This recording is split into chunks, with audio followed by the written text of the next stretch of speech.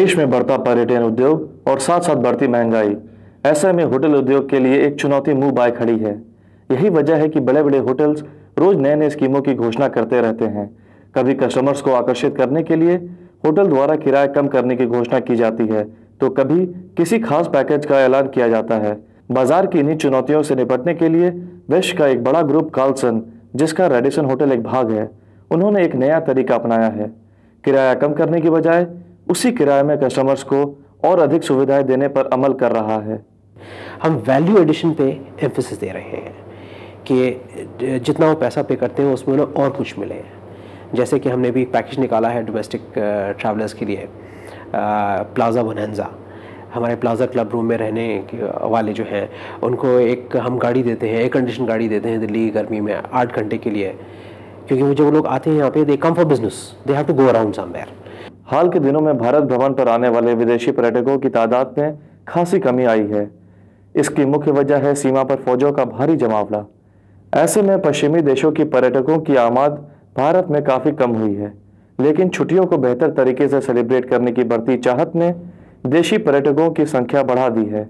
ऐसे में होटल उद्योग से जुड़े लोगों की निर्भरता अब भारतीय पर्यटकों पर बढ़ रही है।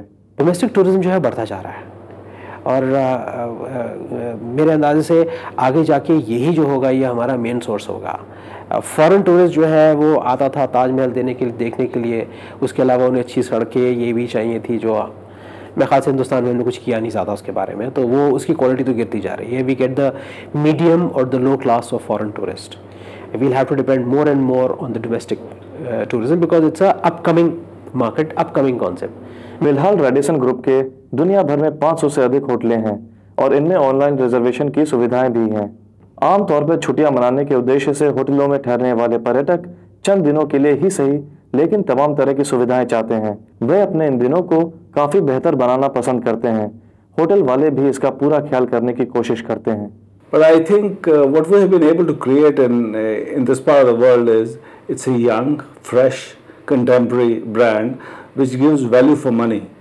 And we were the first international hotel brand to actually focus on giving added value to our customer. And we were the first ones not to charge on local calls initially because we felt we're in the hotel business, not in the telephone business. And we have even our margins on these allied services are very minimal. इसमें कोई दो राय नहीं कि होटलों के व्यवसाय को विदेशी सैलानियों की कम होने की आमद ने काफी प्रभावित किया है।